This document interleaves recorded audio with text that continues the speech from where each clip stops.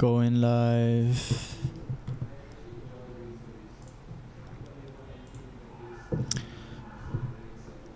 Hey guys, welcome to Safe House S2u. This is Farhan Fauzi. I'm from Safe House, and you're joining this podcast with my special guest today, Izanna Azuddin. Hi. Yeah. She is a co-founder of MYER Movement, which is advocating for education reform. Also a member of Senate 18. Is that right? Yeah, that is correct. Do you want to introduce yourself a little bit? Yeah, okay. So, hi, my name is Izanna Azuddin. I'm 18 years old. I'm the, like you said, co-founder of MYER Movement. I'm also part of the public engagement team for Senate 18, which is under Undi 18. Yeah, basically. Hello. Like I've been telling every single one of my guests, I mean the people that I don't know that I'm inviting on here, they get kind of nervous, and I don't really want that to happen, because I really just want to have a chat like this. I mean, just like have a normal chat discussion that's super casual. And I don't know if you watched any of our videos before, but they are really casual. Like there's no pressure or anything. Oh. So at any point you just want to tap out, I'll tell them, okay, we're tapping out, and that's Okay. it. All right? Yeah, sure. So just to start off, you are 18 years old, and I mean, like a lot of people nowadays, I just find people on Instagram and social media, and that's just the main way of connecting now. So if it wasn't for that, I don't think I would have known you and would have like invited you to be a guest on here. But through the Instagram, it's not really. It's interesting to see like how much connected you are to like certain groups of people, like how I came across you from Safe House, but also how you're connected to another group of people who are much more like engaged in the world of politics, for example. Yeah. Yeah, that's crazy. So you want to like explain a bit how it is like juggling the two of those aspects and elements of you? So what I would say is I think I never really got into like the politics or advocacy side until like this year even. Recent lah. Yeah, very recently. So I think for me it's like it started when I applied to become part of the team for Senate 18. Yeah. And that's when I actually started going for like their virtual like having meetings with them in general. And then that's where I met Kira and Tarma, the founders of Undi 18. So through them I actually managed to like, that's why I started thinking, because they were so passionate about Malaysian politics and how we should have like reforms, especially because Senate 18, they mostly focus on Senate reform and reducing the age eligibility to become senator to 18. So they discussed mostly about those topics. And then Rifqi and I started talking. We were like, Rifqi. Yeah, Rifqi, my co-founder for MYER. Yeah, he's right there. Over there. Yeah, we were both talking about why people don't really know, like, why do people not really know about the Senate? I mean, to be honest, when I joined Senate 18, I did not know jack shit about the Senate either. I was like, this just sounds interesting. I'ma just apply. Yeah. And then what was it like? It was like a membership form or something? Membership? No. I mean, like you said you applied and then applied to join, or how is this process?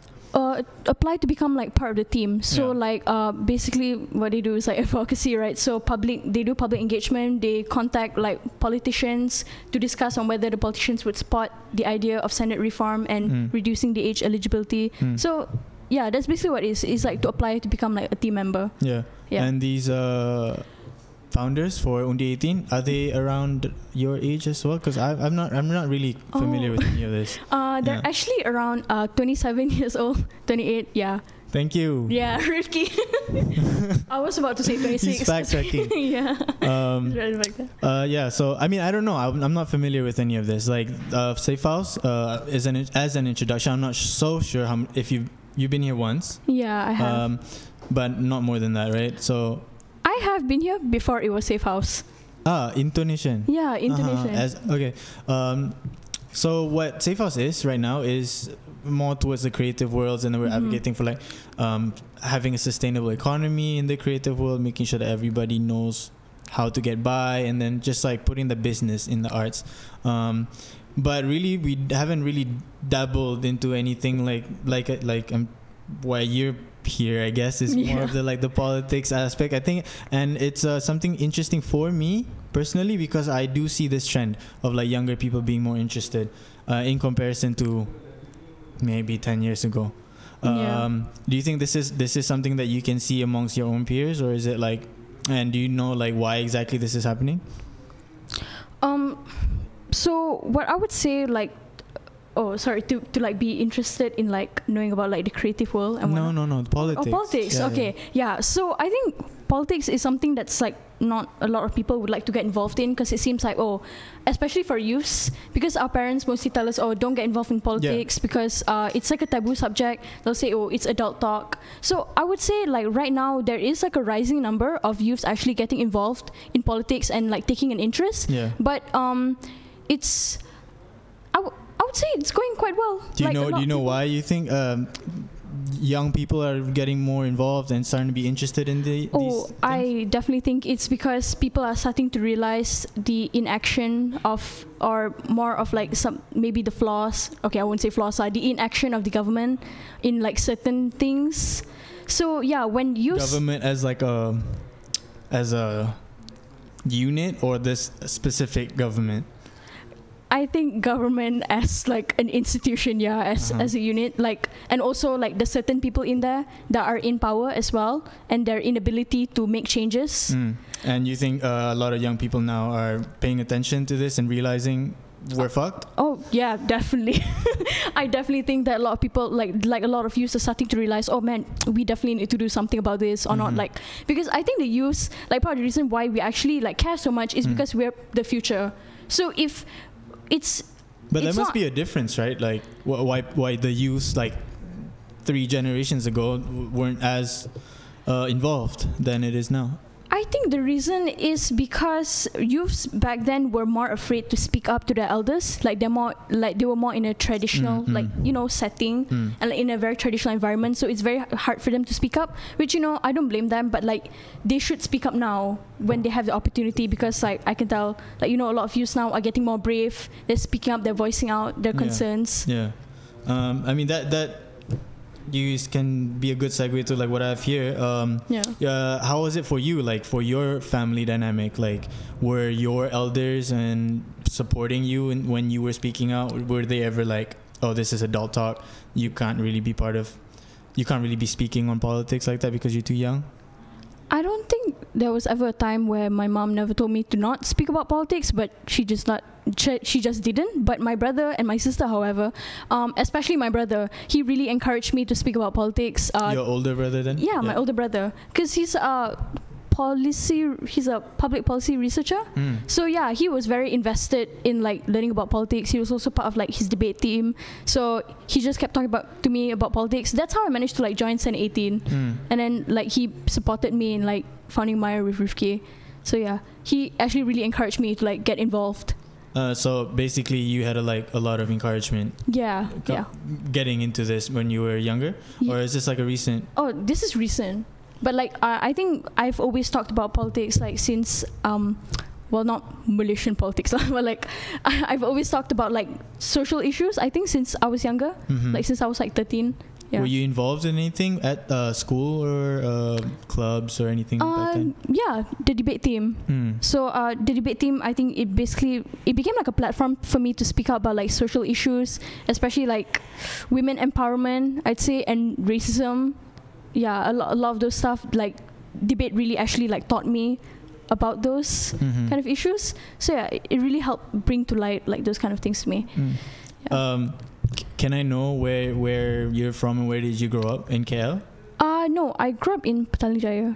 Oh, okay. So and then you went to school there, everything there. Yeah. Okay. How was that, like the kind of culture or like climate there? Being a woman or like young woman starting to like speak out in school and whatnot, like I don't know, because for me, I went to an international school. It's more encouraged. They were more open, so I don't really know how it was like in PJ, but I'm assuming it'd be relatively relaxed. Right. Okay. So I think it's interesting. Yeah. So I think for me, like especially in the high school, where I was, they were very against the fact that I like to speak out about like issues in general, because they thought, oh, you know, like it's very like against like school policy to talk about social issues or to talk about like politics. Like we're actually like in our sekolah menengah, we're not allowed to associate ourselves with any political party or like be involved in politics, or not we get suspended. So didn't you guys have your debate club, didn't they have anything related to politics? No, not really. I guess we mostly talked about social issues. We weren't related to Malaysian politics. We mostly discussed it during tournaments. But I'd say as a debate club, we were pretty radical, like the whole group of us, and the teachers knew that. So like they really just stereotyped us every time they say, oh, it's the debate club, you know, like these people that speak out and all. And then they give you shit. Yeah, they give us so much shit, I swear. Like the teacher just, like the ustazah at school, she literally just called me and Rifqi. She'd be like, "Oh, ni murtad, free thinker, right?" I'm like, "What, girl? It's not serious. It's not free thinker to want like your teacher." Yeah, our teacher. What teacher is that? Agama teacher. Oh, okay. Yeah, yeah.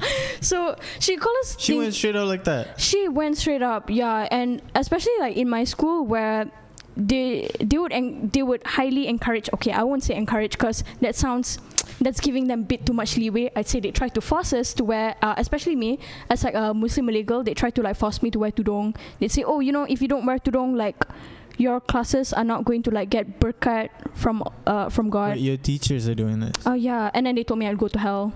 I was like, I mean, okay. So you have a lot of animosity against these teachers in school, or are you like whatever, it just happens? This is how it is. It's in between those two. I would say I definitely speak out to my teachers, but I think it reached a point where I was just like, oh, you know what, it'd be like that.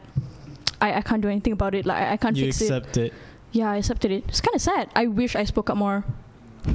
Honestly. I mean, if you, I don't think a lot of people would really even dare to just like have their teachers talk to them like that. You know, like it seems heavy.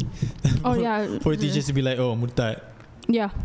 They would literally just say it straight up to their face, or like, oh, murtad, free thinker. Everyone was specifically like women, girls. Oh, they definitely targeted girls. Yeah, but guys is mostly fine. Oh, yeah, I mean, like, come on, sexism exists everywhere, especially in school. Yeah. Like the teachers really just favor like the guys there. But I mean, this seems kind of like extreme also, because I never really I thought you'd be saying like, oh no, it's an open school, that wasn't really that bad. Oh, the teachers were like fine. No. I mean, especially PJ. I was just thinking about that.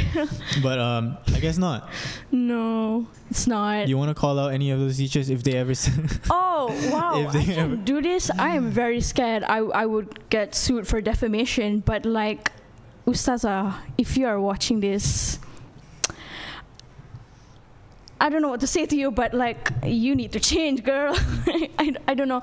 Like, I just think like she shouldn't do that. She shouldn't force, especially like, I think as a teacher you're supposed to be supporting, at least like definitely to be more vocal, like to be comfortable in like discourse and dialogue, you know. Yeah. I don't know. I can't say much on this. Yeah. Yeah. So being vocal then, like how, like you had support as growing up by your brother. I'm not so sure about your parents, but you credit a lot to your brother, especially. Yeah. And I guess you and Rifqi definitely grew up in the same kind of direction. It seems like. Yeah, I'd say so. I mean, so far you mentioned, I don't know because you guys co-founded both MYER Movement together. Yeah. And then you went to the same school, which I did not know also. So, this duo, I think I should have had him as well. But if you want to join at any point, you can just jump in. All right. Now we can talk a bit more like about your interests. Like I said, when I saw your Instagram, it didn't seem to me. I'm like stereotyping or like grouping things into a box and stuff, but like a lot of people that I see that are interested in fashion or like do these influencer things are not necessarily advocating for something else so passionately, you know.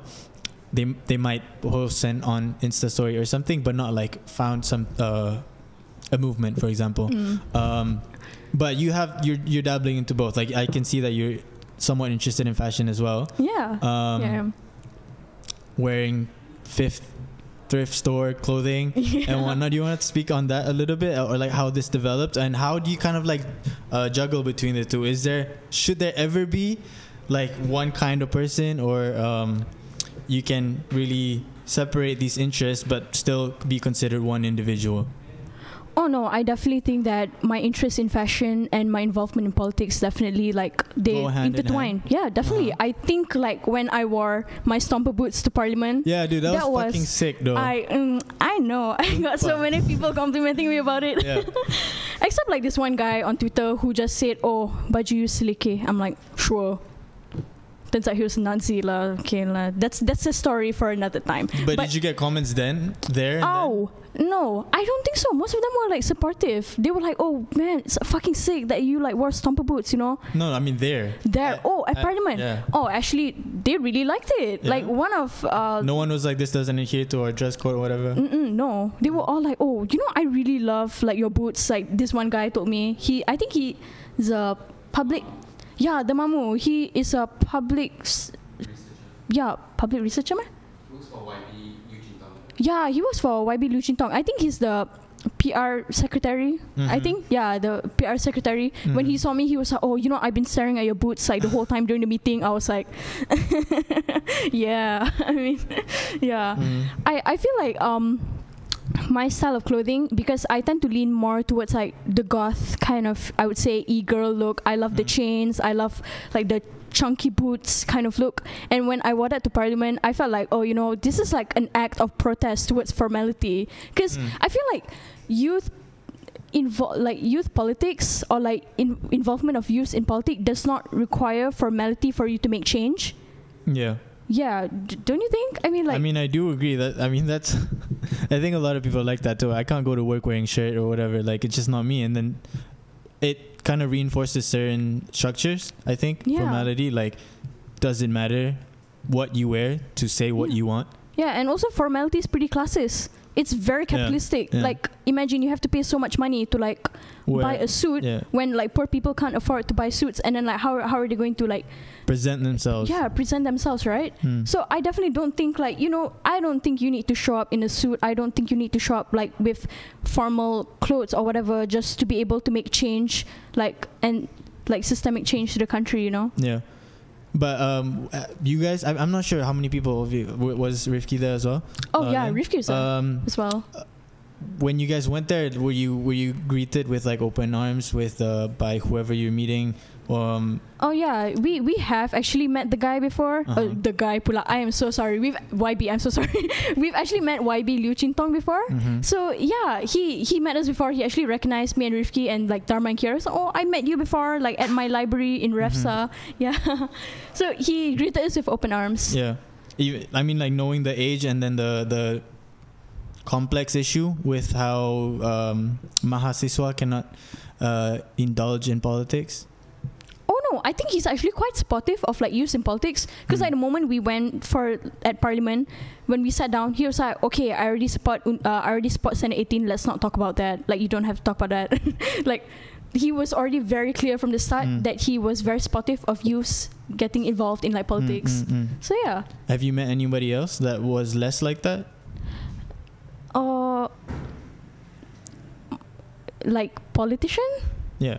No, I don't think I've met any other politician before. So that was your first. That was my first. Okay, I mean that's good then. Like your first time that they were very open about younger people being, and then especially the way that you were like radically wearing those shoes, that they were like with open arms greeting you, and then they were down to like talk to you, knowing, I don't know if they knew your age or not, but like knowing that you were much younger than the people that they usually talk to.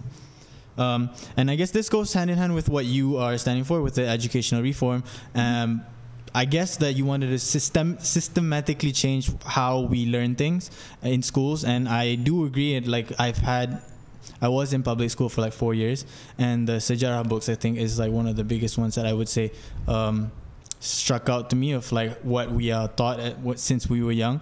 What do you see in your experiences in public, that you would really like to change for the next few generations? Oh, I think the first thing that I would definitely make change to is the education syllabus. So like you mentioned, the sejarah book like stuck out to you, right? Yeah. I think for me, that's probably one. But two is also comprehensive sex education. Yeah. I would say that is very necessary, especially like in cases where, I think there was a recent case where this 12-year-old girl, she got raped by like 5 teenagers. It was horrendous, and a lot of people were saying, oh, you know what, it's the reason this problem existed was because there was lack of comprehensive sex education. And I definitely think that's true. Like the lack of sex education, like does not it is very difficult for youth to like realize that, oh, you can say no, or like you have consent. And I think it's definitely easier for you to teach youths to teach you sex education rather than just outright saying, oh, you can't learn about sex because like berzina is bad. Yeah, I mean, our education system right now, I think, is definitely backed a lot by traditional culture and definitely religion. How do you see this ever changing? I think it will take quite a while to actually make change, because I would say religion is very, if you look at the government right now, religion is very intertwined into their propaganda and their agendas and like how they present themselves. So that's how like a lot of like the government actually like gets their followers, is by like using religion. Yeah, I would say. Yeah, I would say it'll be quite difficult unless we make like proper reforms or decide to make our country secular, which I do not see that happening. Secularism is a very touchy topic, I would say, and not a lot of people like to touch that because they don't like the idea of separating religion from anything, because they believe that, oh, you know, our lives are like intertwined with religion. Okay, correct me if I'm wrong, but I thought Malaysia was a secular country. I mean, Islam is our major religion. Yeah. But I think we don't really have that. I mean, we have the what the fuck? What is the Islam law? Sharia law. Yeah. We have Sharia law that applies to Muslims, but as a country in our constitution, I don't think there's anything connected to Islam. So like what point is what I wanted to tie in was that since this is religion is so much intertwined with like our culture and then goes into our laws and how our education is made, for example, how are we supposed to include something like comprehensive sex education? Because it's not really like an educational argument, you know, it's not like an intellectual argument and be like, no, I don't want sex education because so and so and so. It's more about, I don't want sex education because of like these religious reasons or like these moral reasons, you know. It's not like an intellectual one. Yeah. So how do we separate that? Like, how do you imagine we separate those things? I think that's an interesting question, because I think it would be very hard to separate, especially in a country like Malaysia, where religion is very intertwined with almost everything we do, and culture as well.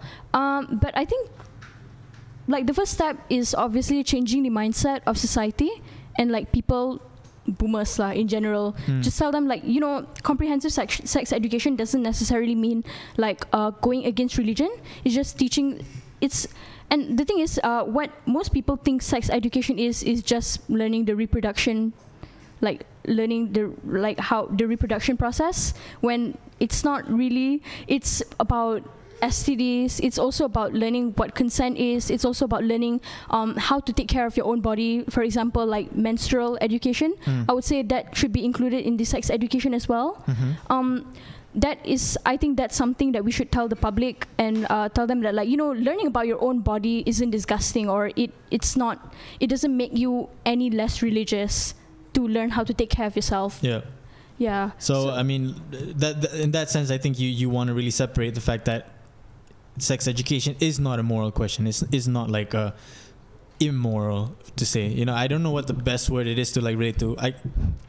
Islam, I guess, or like these like religious attributes, but like the moral aspect would be it, I think. So separating sex education with like all these like moral judgments or like assumptions about it would be the best way for us to move forward and include this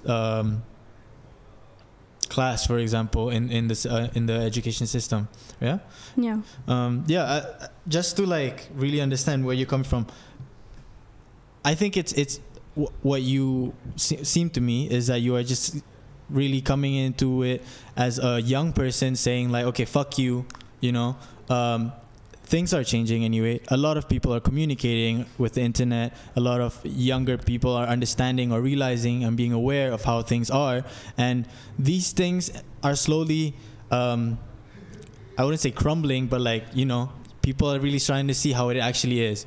And for example, sex education, when it's so easily available on the internet, one way or another, if you learn it from school or not, some kids would see it on the internet, and then maybe they'll also learn what's supposed to be done, and then they'll say, okay, this should be taught to younger kids in school, for example. Am I correct in this? Like, this is how you're really like approaching this larger scheme of change that you envision? Yeah, definitely. I definitely think that, you know, sex education doesn't really have an age. You should just teach it to students anyway, no matter how young they are, because they should know about how their body works, how like consent is important, how you should know about like what STDs really are, right? And like education doesn't really have an age. You can learn whatever it is. It's never too young to learn, you know? I mean just to tie in, because like I mean, I'm sorry, I'm not wording this out properly, but like just like to tie in like what I've learned from you so far, you know, like you are saying formality is nonsense. I'm aware what I want, you know. For example, uniforms, for example, do you have something against to say something about that, like school uniforms? Oh, I think uniforms are very, it's okay. Would you say it's in line with what you said earlier about suits? Like it's classist, it's also capitalist. It is the fact of wearing uniforms. It is quite capitalist and it is quite classist, because uniforms, firstly, are quite expensive to buy. Like you'd be surprised, because they don't sell it in a set. They sell each of the pieces of clothing individually. So for poorer, like I would say B40 families, to keep on buying uniforms like every single year, or maybe let's say like every few months, like they want to replace, right? It's going to be quite costly for them. That's one. But two is also it's that like teachers tend to, I would say this sort of happened to me, because I think from my personal experience, there was this one year in Standard 5 where I was just too lazy to buy school uniforms, so I just wore the same one for like 2 years straight, because why should I buy, right? It's the same thing. This teacher was like, oh, your school uniform is so yellow, you should buy a new one, like you don't really, like it looks so ugly, you know. And I was like, okay, first of all, imagine what it's like for, like you have to imagine, like put yourself in the perspective of like a B40 student who hears a teacher saying that to them, like especially when they can't afford to buy new school uniforms, or like their parents are barely are like struggling to like even put food on the table, and then like a teacher comes out and says that to you. Like, wouldn't you be hurt by that? Like, because wow, I can't afford to buy school uniforms, and I'm doing the best at what I can. I'm literally coming to school, I'm getting my education. Why should what I wear matter to you?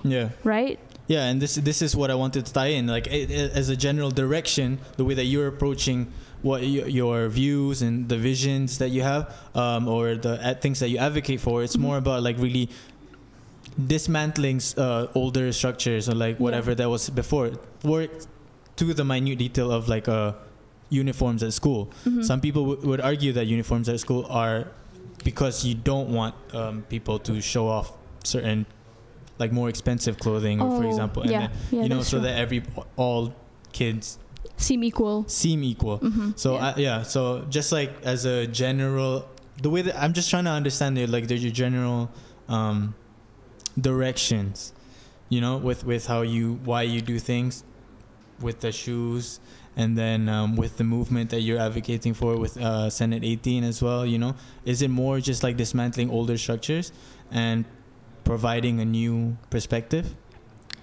I definitely think, those two things. I think in order to have reforms, you need to dismantle older structures, because those are the barriers that are actually holding us from progressing as a society, or like as a country in general, right? I think that boomers clinging on to their power. Is that the best? Is that like the best description you like to use? That's the term I like to use most. So like, you know, I think it does encapsulate a lot Yeah, it does. I mean, like, I think boomers holding on to their power and passing it on to their children definitely creates like a structure which is almost unbreakable. Like, for example, if you can see Najib, he was prime minister, and before that his dad was prime minister, and Tun Mahathir, he was prime minister, and then his son is also got a position as Menteri Besar in Kedah.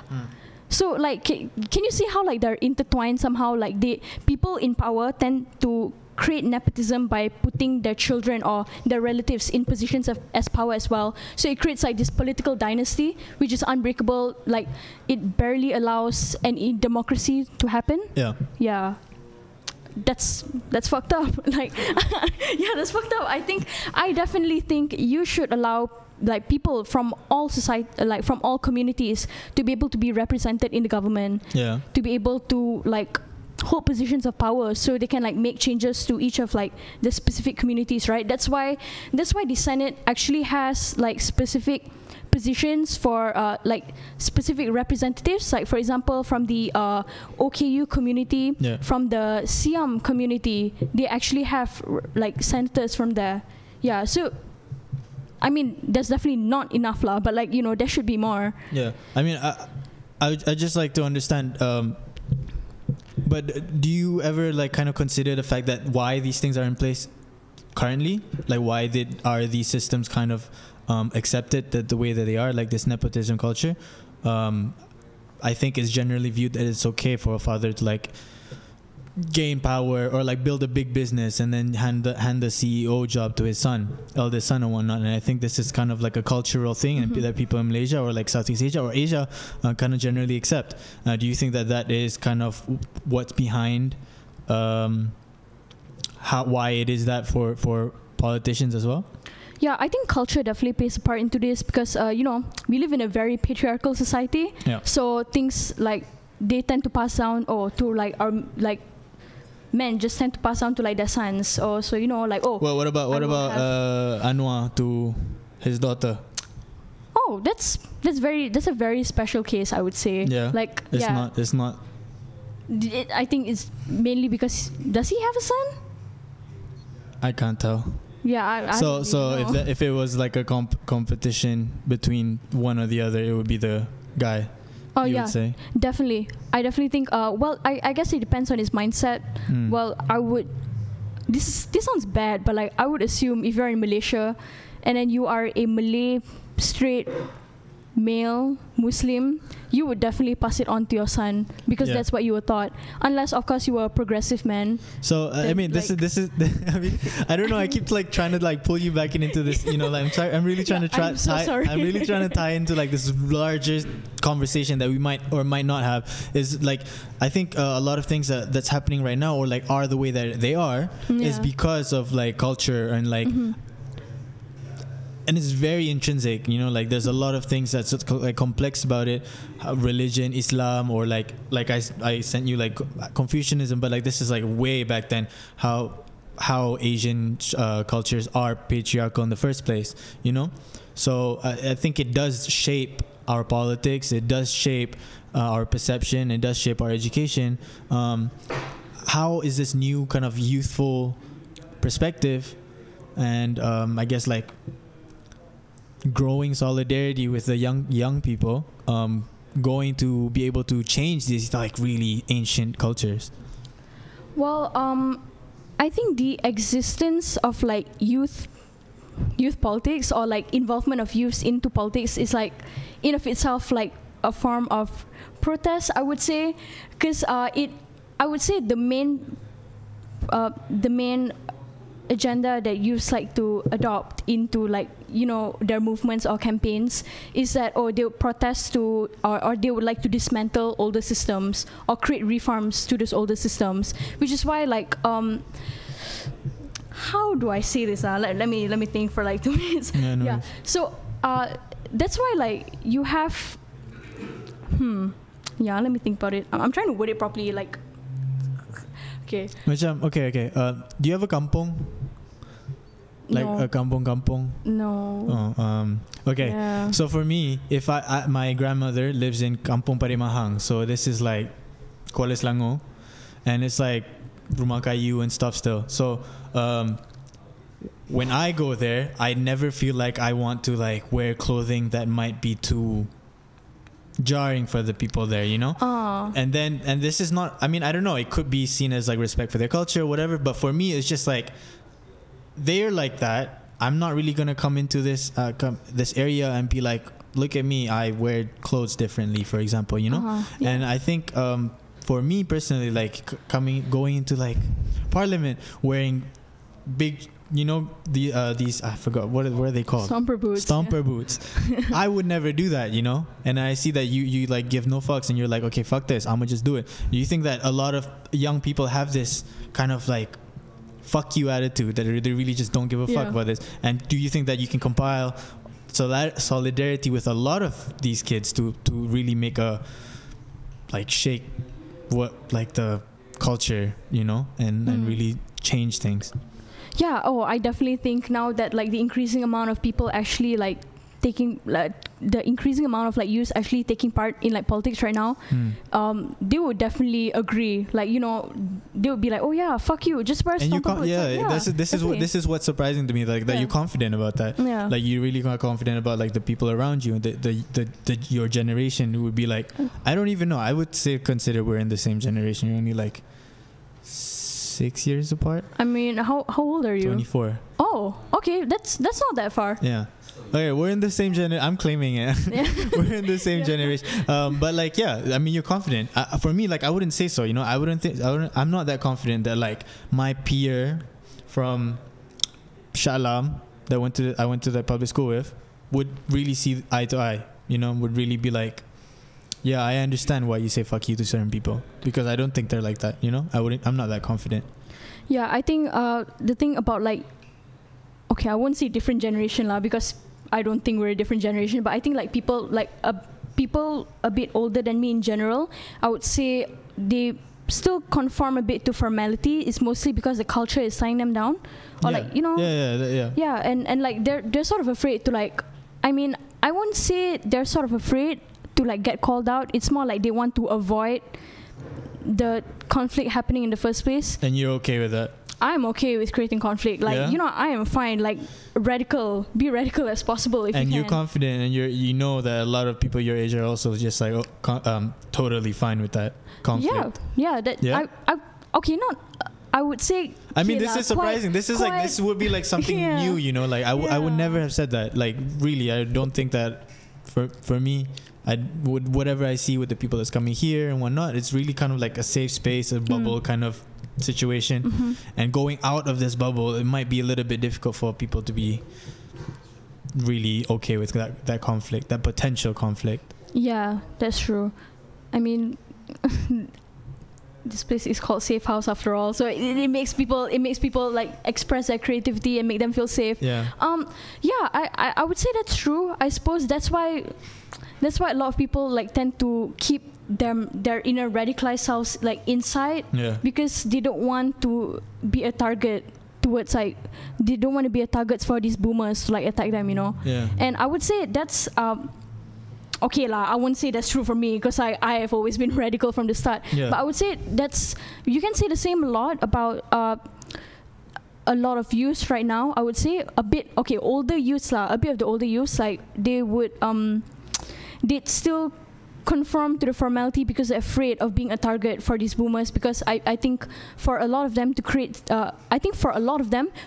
systemic change, you have to enter the system in the first place. So and then from there on, you'll be able to work your way up and then make changes, right? But I think for me, our society has reached past the point to forgive people for doing bad things, or like we shouldn't have to wait to create justice, you know, or like to create change. I think it should happen immediately, and it does not require you to work with the complicit party in the first place. Okay. I mean, did you understand where I'm going with this?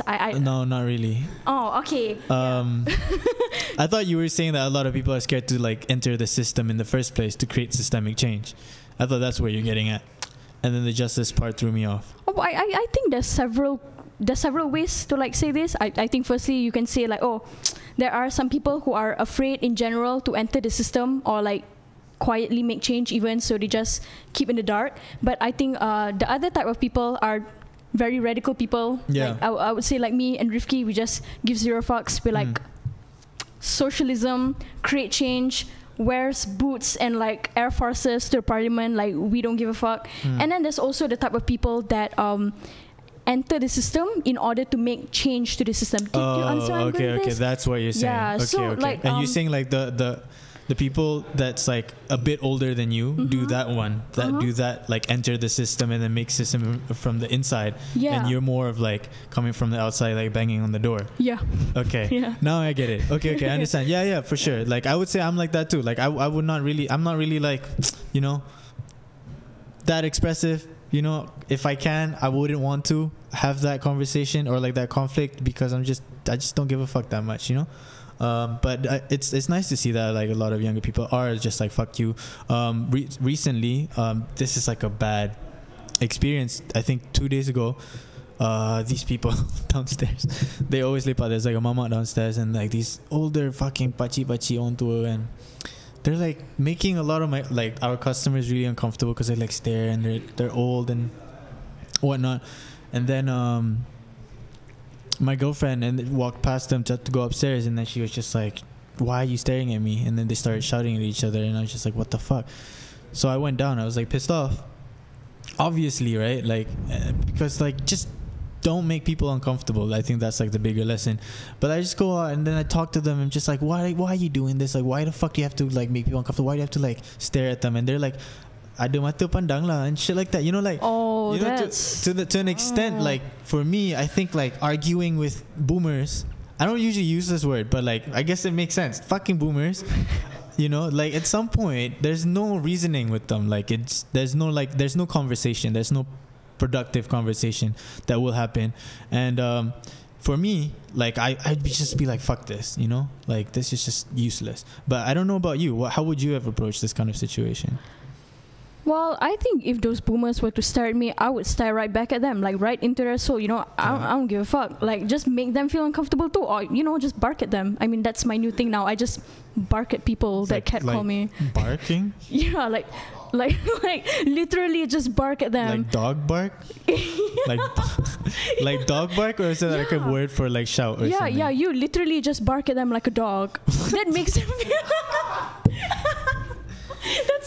That's literally my new thing. You know what?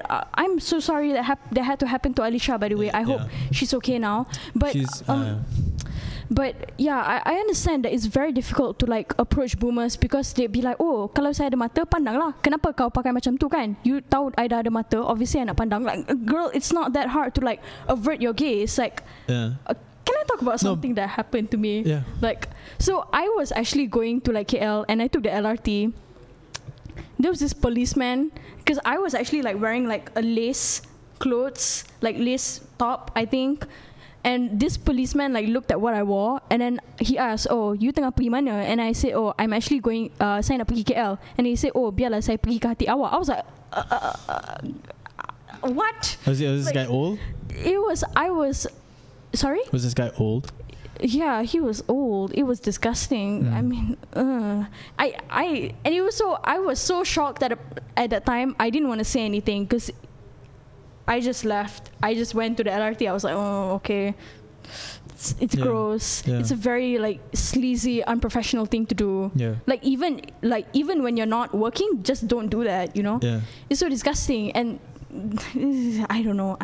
Yeah, I mean that's my point though. Like at some point, I don't know if it's like a cultural thing. I think that's like the best way for me to reason it. You know, like boomers are like the way that they are in Malaysia or wherever because of the culture that they grew up in, and it's okay for that or something. And I just don't know to what extent or what degree am I able to like have a productive conversation with them to say like, dude, this is just, it's not like you don't have to do it, you know, like it's not like a thing that you have to do, make other people uncomfortable, you know. Exactly. But I don't know how to convey that, and I don't know. I would like it to be like I bark at them, but I don't think I'll ever do that either, you know. Like I don't think I'll ever bark at someone. So Yeah, I don't know. It's nice. This is a cool. I'll write this in the title, or like if boomers fuck with you, just bark, you know, or something. Yeah, you should. Can that be the title? Yeah, definitely. I agree. Right. Shit, I lost track. Sorry. It's okay. It's okay. Slow rise of the prevalence of creativity in social media. I do think a lot of young people are into creative expression nowadays, especially with Instagram. I don't think back like when Twitter was bigger than Instagram, I don't know, like 2011 and so, I don't think kids were that interested in being creative or like expressing through clothing and stuff like that. Oh no, not really. Yeah, I think it was just like streetwear shit back then. But now Instagram, there's like this like new outlet, and people and kids are just like really trying to express themselves with clothes in like really interesting ways. Do you think that it's like a normal thing now, that it's just not even a question, that kids are generally creative in this sense? Oh yeah, I definitely think kids are generally creative, and they would love, I think if given the proper avenue and opportunities, kids would definitely love to express themselves more through their clothing, through art. Yeah. I just think that some in a country like Malaysia, a lot of the ways that kids want to express themselves might not be somewhat agreeable with the boomers, because I would say like a way of expressing themselves is probably like me lah, like wearing like super dark clothing and like chains and like boots. Some boomers might be like, oh, you know, that's very inappropriate. Like, you want to express yourself, express it in like a different way, and that sort of makes the intentions for the people to express themselves like not really. It's not even expressing themselves, because they're expressing it in like a very censored way. Yeah. Which, you know, that like no youth should have to go through that. Like if you want to express yourself, you should be free to do that. You know, like wear whatever the fuck you want. Like do whatever you want with your own body. Yeah. Yeah. Right. I think that's like the mantra nowadays. It's just sorry. I think it's just the mantra nowadays, especially because it's like do whatever you want as long as you're not hurting other people or like making them uncomfortable, like affecting other people, you know. And yeah, I think this is not that hard of a thing to convey, but like, hey, but like you keep bringing this boomer thing. I'm so sorry. but like yeah, so I see like a lot of younger people, like the youths, be more creative in not just like dulu ada science stream and art stream, and all the art stream would be like the creative kids, you know. And then but like now I feel like everyone's really trying to like express themselves through clothes or like music or something to really set them apart, like their individual character. And I think being a creative in itself also allows you to be a little bit more open with the way that you think, and then I don't know progressive would be the best word, but like really open, you know. So if you are creative, then you are open to like certain changes, or like you are open to being a bit separate from the previous structures and the previous cultures. You agree with that?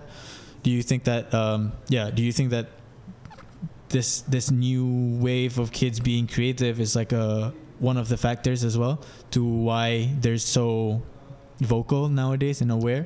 Oh yeah, I definitely think now that like kids are like you know, a new wave of like youths are being more like expressive of themselves and how they dress. It's sort of like a protest, I guess. Yeah. Like I said, so inherently by being creative, you're also being progressive. Yeah, I would say that comes hand in hand, you know. Yeah. I mean, sometimes the situation is different lah, but like I would say most of the time, yeah. So like, you know, for example, wearing sustainable clothing in general, it's very progressive thing to do, because you are like sort of like you're very like being unsupportive of like, or you're more like radicalizing against the idea of capitalism and fast fashion, and you're more towards like saving the environment. So I would say wearing clothes from Fifth, or like wearing thrifted clothes in general, it's a very progressive thing to do, because like you're like buying from there, you should already know, like you should already be aware that, you know, you're trying to make change, trying to save the environment, trying to like, you know, express yourself, but in like a very sustainable way. 1 second. I think there's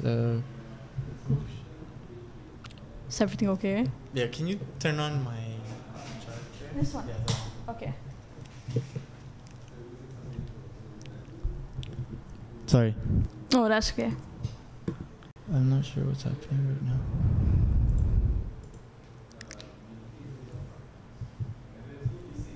Okay, it's fine. Alright, sorry guys about that. Where were we? Oh yeah, sustainable clothing. I do have something to like relate to that after this. But you do think that like buying sustainable clothes is a form of being progressive? Yeah, definitely. Do you think that people are doing it nowadays because it's sustainable, or because it's become more of a trend? Well, I would say those two things come in hand. Even if it's a trend and then you end up buying sustainable fashion, you are inherently being progressive, I would say. Okay, and then another thing that I wanted to relate to, but which is less related to what you were saying, but more about this thrifted clothing. Thrift, for example, right? Yeah. I just want to know what your opinion would be on the buying thrifted clothing where you find it like some bundle to jalan or something for like 1 ringgit or 2 ringgit, but it's more curated. That's the point of these stores, right? Like Thrift and OK Go and whatnot. And they're hiking up a bit by like couple 150. Yeah, that's true. I was thinking couple 100%, which is like seriously. I don't know, but like I don't know the prices in Fifth. I don't shop there, so I don't know. But I've heard a lot about this recent thing where people are buying thrifted clothing from curation stores. Is that the best way? Yeah. Because they're not really like thrift stores. Like bundle, you know, like those family bundle ke Ampang yang besar gila. Yeah. You know, that's like RM1 RM2 and shit, right? Yeah. Sorry, it's happening again. Okay, yeah, so family bundle is like RM1 RM2, and then like when these stores buy it and they hike it up by like, I don't know, whatever, so it's like 10 or 15 ringgit for a t-shirt. Is that correct? Yeah. What do you think about that? Like really they're kind of like hiking up the prices and making thrift a bit more upscale than it actually is or what it should be. Yeah, so my opinion on the stores, I definitely think that, you know, if you want to curate clothes to like fit like a specific like agenda. Yeah. For example, I think Fifth punya style is mostly like this style macam like grunge, like very like there's a specific type lah, like edgy, I would say, kind of like thrifted clothes. Yeah. How am I supposed to say this lah? I think it's okay.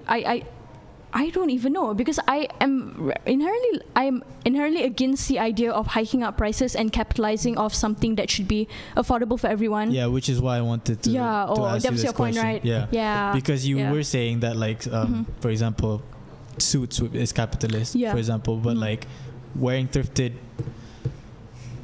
how am I supposed to say? A lot of things that is sustainable nowadays, like I'm not necessarily Malaysia, but more in like the West, cost more. And it's become a classist thing to be sustainable. Oh, yeah. Like organic food, for example. And how like this kind of ties in with thrifted clothing now in Malaysia, you know, and I guess like you're more you're more in touch with that. What do you think about that? You know, like thrift stores hiking up prices and making it cool and expensive for the market. Yeah, I definitely don't agree with the idea of like hiking up prices and capitalizing off something that should be affordable for everyone.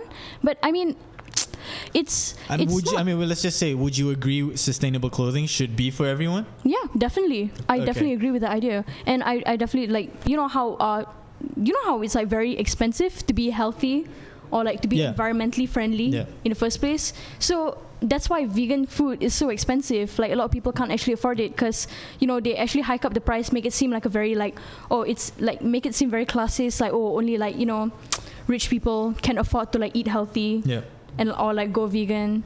So yeah, I would say it's.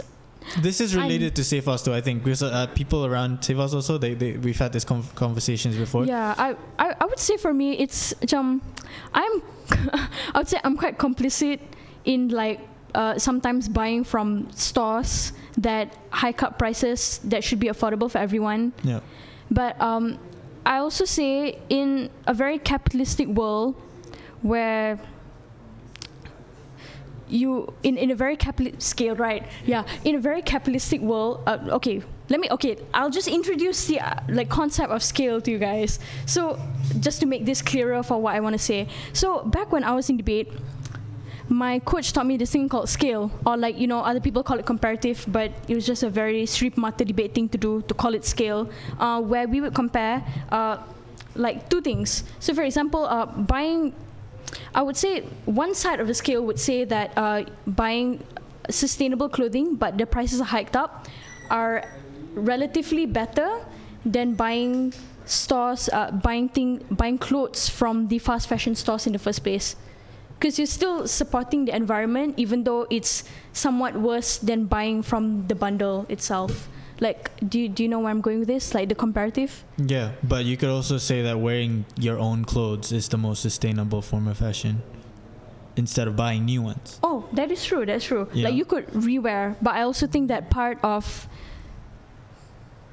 like youth trying to express themselves is also like, I mean, we live in a very, very like capitalistic world, so it's very hard to escape, you know, advertisements and wanting to buy new things. Yeah. Because advertising definitely makes you feel like, oh, you know what, I need this, or like I want to buy this. So you can't really escape the fact that you would always want to purchase something new or like invest yourself in this new product. So, I mean, I'm definitely against the idea of capitalism, but I feel like in a very capitalistic world where you cannot escape capitalism because it exists in every corner of your life, you might as well try to like do the best you can. This is where I get like very confused too from where I stand either, because I'm very against the idea of like hiking up prices or like making things inaccessible to everyone, or like making like things seem very elitist.